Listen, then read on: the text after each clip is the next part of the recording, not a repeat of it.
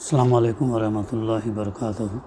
اعوذ باللہ من الشیطان الرجیم، بسم اللہ الرحمن الرحیم۔ الم تر الی الذی حاج ابراہیم فی ربہ ان آتاہ اللہ الملک اذ قال ابراہیم ربی الذی یحیی ویمیت قال انا احیی وامیت قال ابراہیم فإن اللہ یأتی بالشمس من المشرق فأتی بها من المغرب فبہت الذی کفر واللہ لا یہدی القوم الظالمین۔ صدق اللہ العلی العظیم۔ رب اشرح لی صدری ویسر لی امری واحلل عقدۃ من لسانی یفقہوا قولی رب زدنی علما۔ کیا تم نے اس شخص کے حال پر غور نہیں کیا جس نے ابراہیم علیہ السلام سے جھگڑا کیا تھا؟ جھگڑا اس بات پر کہ ابراہیم علیہ السلام کا رب کون ہے، اور اس بنا پر کہ اس شخص کو اللہ نے حکومت دے رکھی تھی۔ جب ابراہیم علیہ السلام نے کہا کہ میرا رب وہ ہے جس کے اختیار میں زندگی اور موت ہے، تو اس نے جواب دیا، زندگی اور موت میرے اختیار میں ہے۔ ابراہیم علیہ السلام نے کہا، اچھا، اللہ سورج کو مشرق سے نکالتا ہے، تو ذرا اسے مغرب سے نکال۔ یہ سن کر وہ منکر حق ششدر رہ گیا، مگر اللہ ظالموں کو راہ راست نہیں دکھایا کرتا۔ سورہ البقرہ آیت نمبر 258، جس کی تلاوت اور ترجمانی ابھی ہم نے سماعت کی۔ سیرت ابراہیم علیہ السلام کے اوپر ہمارا مضمون تفسیر کا سلسلہ ہمارا جاری ہے۔ مختلف مقامات پر اللہ سبحانہ و تعالیٰ نے ابراہیم علیہ السلام کے واقعات کا تذکرہ کیا ہے الگ الگ پیرائے میں۔ انشاءاللہ آج ہم اس میں یہ دیکھیں گے ابراہیم علیہ السلام اور نمرود بادشاہ کے درمیان جو مباحثہ ہوا، اس کے متعلق جو ہے بات انشاءاللہ آگے آئے گی۔ کیا تم نے اس شخص کے حال پر غور نہیں کیا؟ اس سے پہلے جو مضمون چل رہا تھا اس میں فرمایا گیا تھا، فَمَن يَكْفُرْ بِالطَّاغُوتِ وَيُؤْمِنْ بِاللَّهِ فَقَدِ اسْتَمْسَكَ بِالْعُرْوَةِ الْوُثْقَىٰ لَا انفصام لَهَا وَاللَّهُ سَمِيعٌ عَلِيمٌ۔ اب جو کوئی طاغوت کا انکار کرے، طاغوت کیا؟ طاغوت یعنی لغت کے اعتبار سے ہر اس شخص کو کہا جائے گا جو اپنی جائز حد سے تجاوز کر گیا ہو، یعنی طغیان سے یہ لفظ بنا ہے۔ سمندر جب اپنے بارڈرز، اپنے کنارے سے جو ہے جب تجاوز کر جاتا ہے تو طغیان، تو اس سے جو ہے اس کو اخذ کیا گیا ہے۔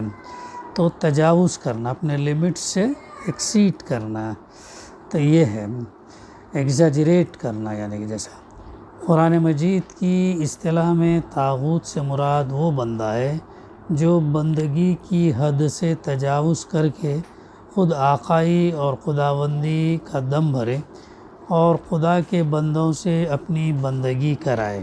یہ ہے خدا کے مقابلے میں ایک بندے کی سرکشی کے 3 مرتبے ہیں۔ پہلا مرتبہ یہ ہے کہ بندہ اصولاً اس کی فرمانبرداری ہی کو حق مانے، اللہ کی فرمانبرداری مثال کے طور پر، مگر عملاً اس کے احکام کی خلاف ورزی کرے، تو اس کا نام کیا ہے؟ فسق ہے۔ فاسق اسی کہیں گے جو یہ عمل کرے، تو اس کا نام فسق ہے۔ دوسرا مرتبہ یہ ہے کہ وہ اس کی فرمانبرداری سے اصولاً منحرف ہو کر یا تو خود مختار بن جائے یا اس کے سوا کسی اور کی بندگی کرنے لگے۔ یہ دراصل کفر ہے، حق کو چھپانا۔ تیسرا مرتبہ یہ ہے کہ وہ مالک سے باغی ہو کر اس کے ملک اور اس کی رعیت میں خود اپنا حکم چلانے لگے۔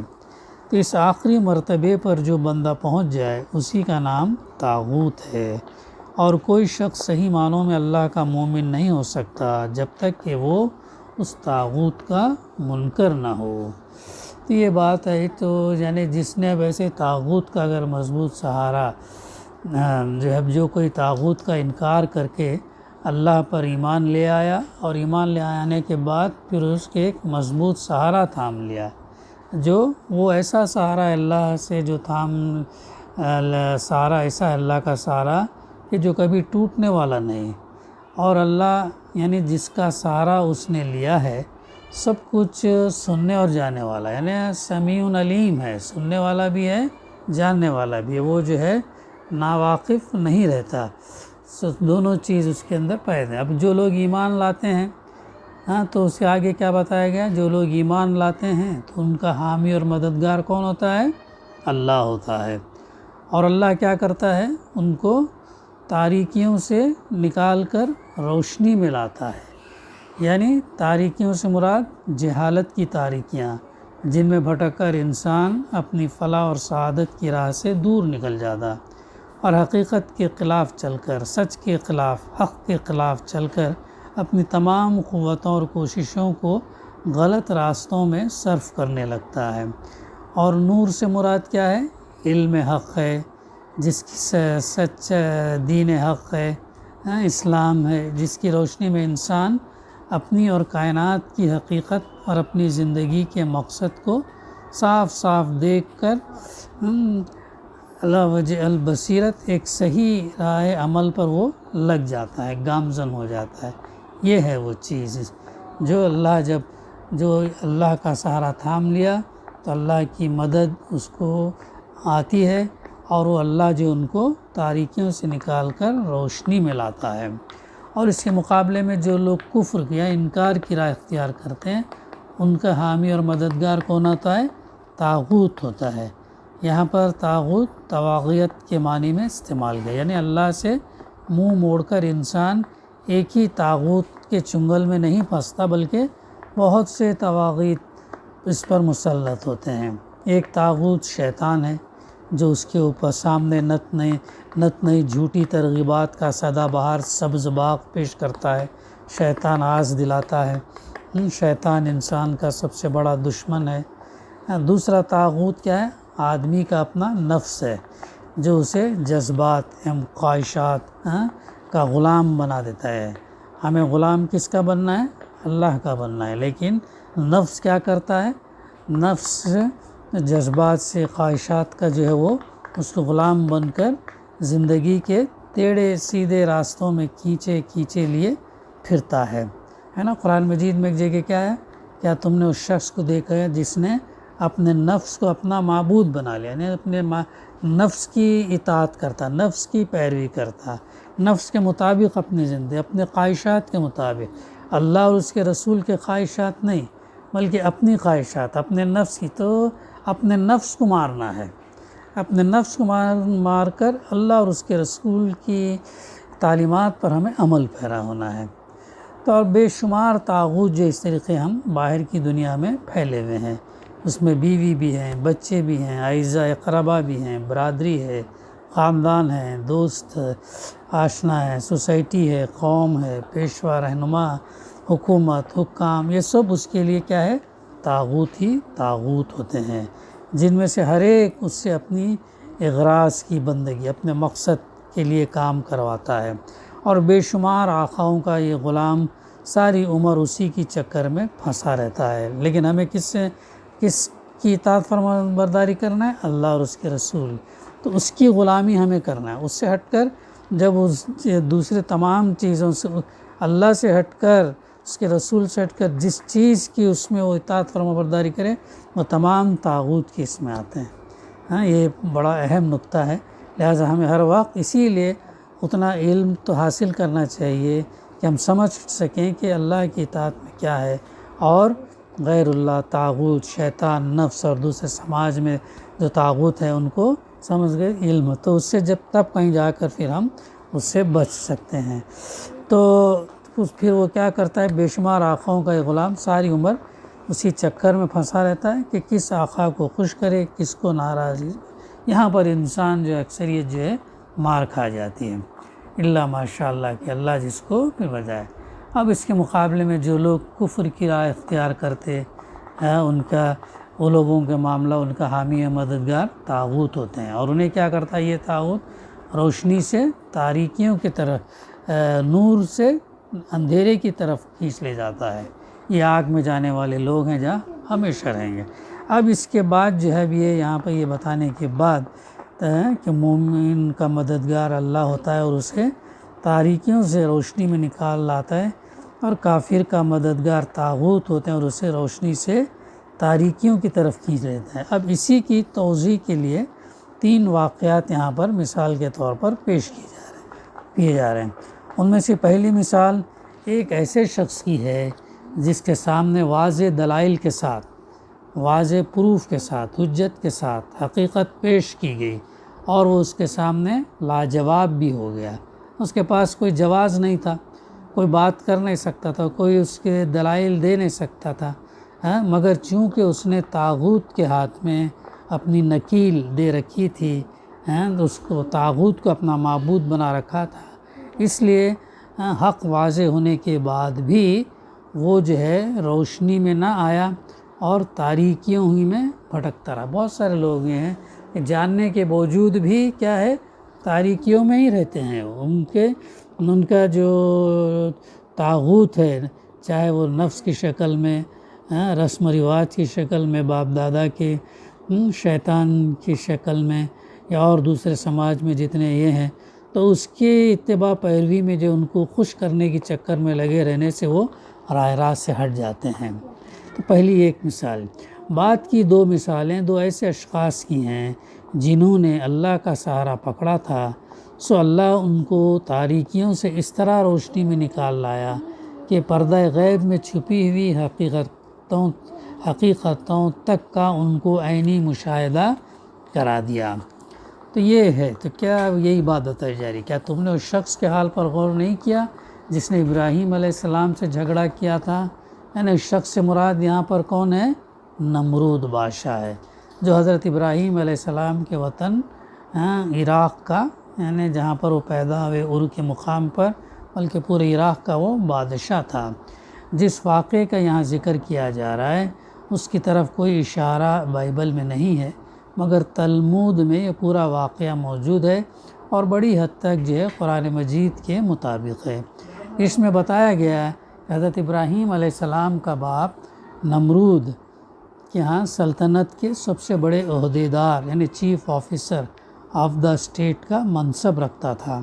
حضرت ابراہیم علیہ السلام نے جب کھلم کھلا شرک کی مخالفت اور توحید کی تبلیغ شروع کی اور بت خانے میں گھس کر بتوں کو توڑ ڈالا، تو ان کے باپ نے خود ان کا مقدمہ، یعنی ان کا باپ، یعنی سب سے پہلے ابراہیم علیہ السلام نے دعوت تبلیغ کا کام کہاں سے شروع کیا؟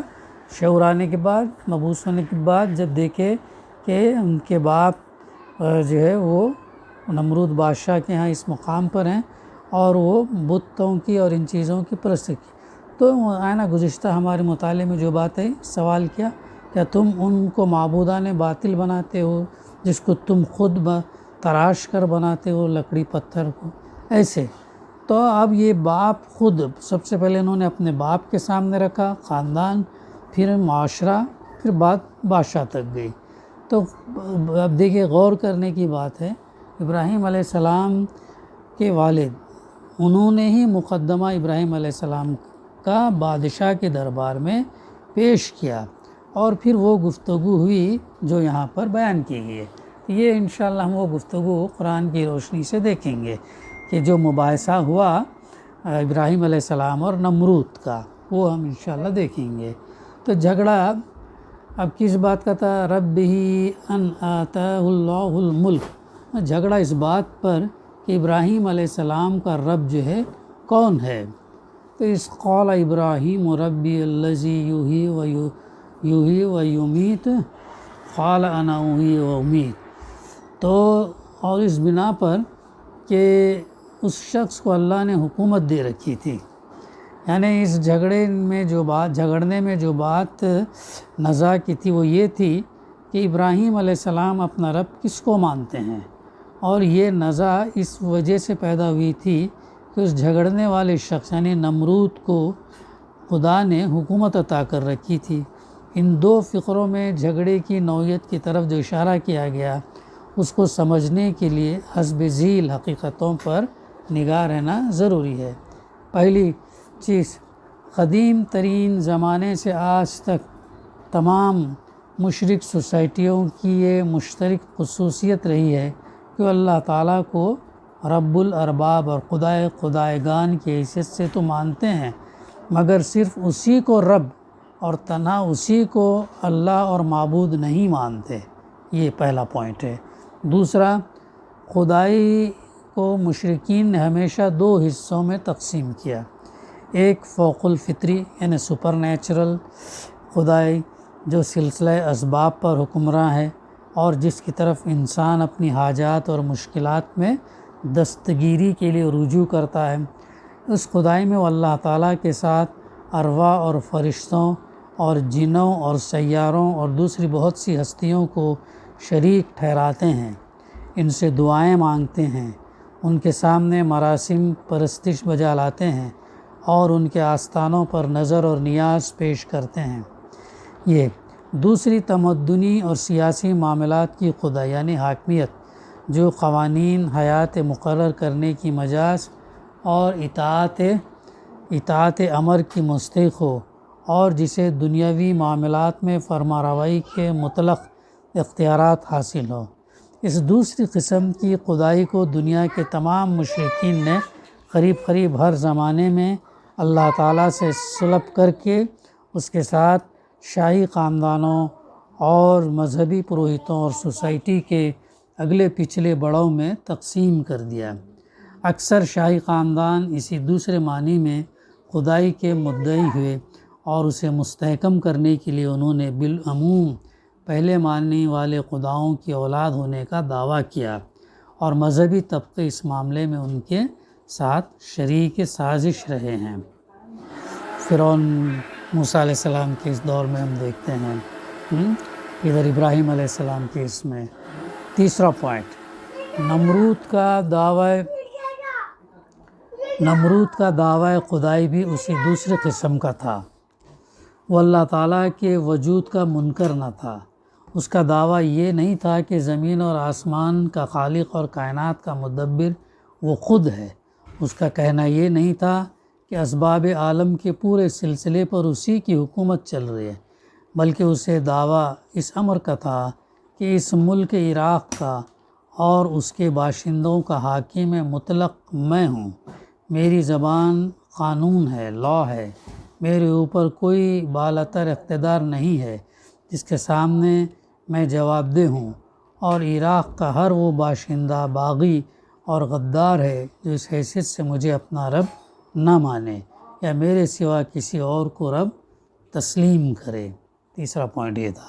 چوتھا پوائنٹ، ابراہیم علیہ السلام نے جب کہا کہ میں صرف ایک رب العالمین ہی کو خدا اور معبود اور رب مانتا ہوں اور اس کے سوا سب کی خدائی ربوبیت کا قطعی طور پر منکر ہوں، تو سوال صرف یہی پیدا نہیں ہوا کہ قومی مذہب اور مذہبی معبودوں کے بارے میں ان کا یہ نیا عقیدہ کہاں تک قابل برداشت ہے، بلکہ یہ سوال بھی اٹھ کھڑا ہوا کہ قومی ریاست اور اس کے مرکزی اقتدار پر اس عقیدے کی جو زد پڑتی ہے اسے کیوں کر نظر انداز کیا جا سکتا ہے۔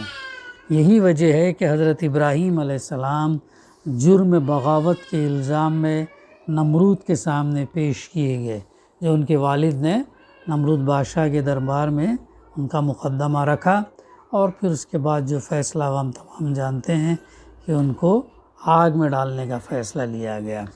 تو یہاں پر کہ اللہ کہ اب جب ابراہیم علیہ السلام نے کہا میرا رب وہ ہے جس کے اختیار میں زندگی اور موت ہے، تو اس نے نمرود نے کیا جواب دیا؟ زندگی اور موت میرے اختیار میں بھی ہے۔ تو ابراہیم علیہ السلام نے کہا اچھا، اللہ سورج کو مشرق سے نکالتا، تو ذرا اسے مغرب سے نکال لا۔ اس سے پہلے روایات میں آتا ہے کہ اس شخص نے قید خانے سے ان کو قیدیوں کو بلانے کے بعد دیکھو زندگی اور موت میرے ہاتھ میں بھی ہے، میں ایک کو بخش سکتا ہوں اور ایک کو مار سکتا ہوں۔ اس طریقے سے اس نے ایک کی جان لے لی، دوسرے کو زندہ چھوڑ دیا، ایسے ہی کیا۔ پھر اس کے بعد جب ابراہیم علیہ السلام نے کہا تو اللہ تو سورج کو مشرق سے نکالتا ہے، تو ذرا اسے مغرب سے نکال لا۔ اب یہ بات بھی غور کرنے کی ہے کہ اس کا مطلب کہ یہ ابراہیم علیہ السلام اور نمرود کا واقعہ تقریباً 4 ساڑھے 4 ہزار سال پرانا ہے، اس وقت بھی یعنی انسان جانتا تھا کہ سورج جو ہے اس سے نکلتا، مشرق سے نکلتا اور مغرب میں ڈوبتا ہے. یعنی کسی یہی دلیل پھر ابراہیم علیہ السلام یہی سوال اس سے کیا کہ جب ایسا ہے تو سورج تو اسے تو مغرب سے نکال لا، ویسٹ سے. یہ سن کر کیا ہوا، وہ منکر حق نمرود کیا ہو گیا، ششدر رہ گیا. اگرچہ حضرت ابراہیم علیہ السلام کے پہلے فقرے ہی سے یہ بات واضح ہو چکی تھی کہ رب اللہ کے سوا کوئی دوسرا نہیں ہو سکتا، تاہم نمرود اس کا جواب ڈھٹائی سے دے گیا. لیکن دوسرے فقرے کے بعد اس کے لیے مزید ڈھٹائی سے کچھ کہنا مشکل ہو گیا. وہ خود بھی جانتا تھا کہ سورج اور چاند اسی اللہ کے زیر فرمان ہے جس کو ابراہیم علیہ السلام نے رب مانا. پھر وہ کہتا تو آخر کیا کہتا، مگر اس طرح جو حقیقت اس کے سامنے بے نقاب ہو رہی تھی اس کو تسلیم کر لینے کے معنی اپنی مطلق العنان فرما روائی ہے سے دستبردار ہو جانے کے تھے، جس کے لیے اس کے نفس کا طاغوت تیار نہ تھا. لہٰذا وہ صرف ششدر ہی ہو کر رہ گیا، خود پرستی کی تاریکی سے نکل کر حق پرستی کی روشنی میں نہ آیا. اگر اس طاغوت کے بجائے اس نے اللہ کو اپنا ولی اور مددگار بنایا ہوتا تو اس کے لیے حضرت ابراہیم علیہ السلام کی اس دعوت کے بعد راہ راست جو ہے اسے کھل جاتی. تو یہ ہے وہ جو ہے اس کے اندر جو ہے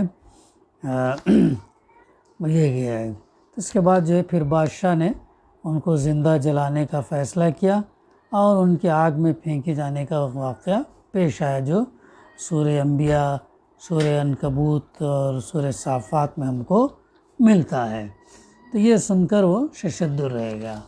اس کے بعد پھر اللہ فرماتا ہے واللہ لا یہدی القوم الظالمین، مگر اللہ ظالموں کو راہ راست نہیں دکھایا کرتا. یہ حق اس کو واضح ہو گیا، دلائل سے واضح ہو گیا، لیکن اس کے اندر آمادگی نہیں تھی، اس کے اندر جو ہے وہ کوشش، وہ تڑپ نہیں تھی. جو دلائل سامنے ہونے کے باوجود بھی، حق واضح ہونے کے بعد بھی وہ جو ہے اس کے اندر جو ہے شرک میں جو ہے وہ ڈوبا رہا اور ان کی بات کو اہمیت نہیں دی اور پھر الٹا ان کے خلاف جو ہے فیصلہ جو ہے پھر وہ جاری کیا. تو یہ وہ جو مباحثہ ہے جو نمرود اور ابراہیم علیہ السلام کے سامنے جو ہوا ہے، بقا انشاءاللہ اسی سلسلے میں اور بھی باتیں آئیں گی. دعا ہے کہ اللہ سبحانہ وتعالی ہمیں کہنے سننے سے زیادہ عمل کرنے کی توفیق عطا کرے. ربنا تقبل منا انک انت السمیع العلیم وتب علینا انک انت التواب الرحیم. صلی اللہ تعالی علی خیر خلقہ وعلی آلہ وصحبہ اجمعین. الحمد للہ رب العالمین.